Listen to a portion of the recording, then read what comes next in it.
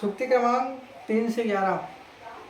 मज्जिराव Shankar one बाला नंदना नर्तदा नवनीतार्थ राय शब्द कुतुहु राहत बाल केली भरव्यो नित्यम मातु पार्श्व मनु भवन सुन्नादिकी निसग झकार कारयन मुहु हयंगी वीरम सततम नवीनम याचन स मातु मूधर कुवंस आदाय हस्ते श्यामस्तुतम रूषा सुधी विभेद कृष्णो दन्यवंत पात्रम परायामानं स्वसुतं सुधा प्रधावती पाप न हस्तपात्रम योगीश्वरमणि यो दुरापा कथम समार्तु ग्रहण कराती।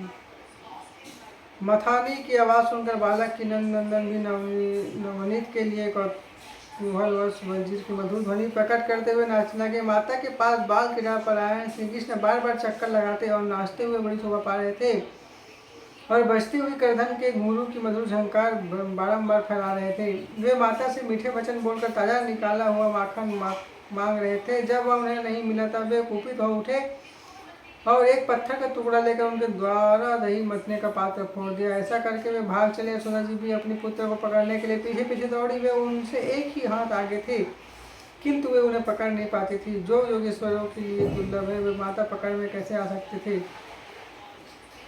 तथापि भक्तेषु च भक्तवश्य प्रदर्शिता श्री हरिना निप्रेश्वर बालम नीत्वा स्वस्तुतं यशोमति भवन्त रज्जवा रुषाहुखले आदाय यद्य बहुधाम तत् स्वल्पं प्रभुतं ससुते यशोदा द्रुनयन वद्य प्रकृते परो य कथं सबद्धो भवति दानमा।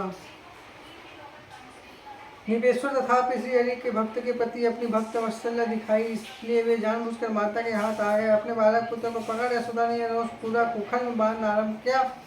वे जो बड़ी से बड़ी रस्सी उठाती वही वे उनके पुत्र के लिए कुछ छोटी पड़ जाती थी। जो प्रकृति के तीनों गुण से न बन सके वह प्रकृति के परिविद्यमान परमात्मा यहाँ के गुण से कैसे बन सकते थे। यदा यशोदा गत बंधनेच्छा खिन्न निपच्छिन्न मानसा असितराम कृपया सवंदे स्वच्छंद स्ववसोपि कृष्ण एवं प्रसादो न हि वीतकर्मणा न ज्ञानिनां कर्मधियां पूता पूर्णां मार्गुर्यार्था भूतनिपा येषु तस्मा नित्य व्याध भक्तिमलं न माधवा तदेव गोपस्तु समागत स्वयं दृष्ट्वा भगवान् मंत्रभाषणम् उलूखले बद्धं तीव्रमादि भीतम सुरीक्षा जहिन तवा। हे राजन, जब यशोदा बांधते बांधते थक गए और हतोत्साहित हो बैठ गई तथा बंधन बांधने की इच्छा भी छोड़ बैठी, तब वे स्वच्छंद गति भगवान श्री कृष्ण स्ववश होते हुए भी कृपा करके माता के बंधन में आ गए। भगवान श्री की ऐसी कृपा कर्म त्यागी ज्ञानियों को भी नहीं मिल सकी। फिर जो कर्म में आसक्त है उनको तो मिल ही कैसे सकती है। यह भक्ति का ही प्रताप है कि वे माता के बंधन में आ गए। नरेश्वर इसलिए भगवान ज्ञान के साधक अपराधों को मुक्ति तो दे देते थे किंतु भक्ति नहीं देते। उसी समय बहुत सी गोपियां भी शीघ्रतापूर्वक वहाँ पहुँची। उन्होंने देखा कि दही मथने का भांडा फूटा हुआ है और भयभीत नंद शिशु बहुत सी रस्सियों द्वारा ओखली में बंधे खड़े हैं। यह देखकर उन्हें बड़ी दया आई और वे यशोदा जी से बोली,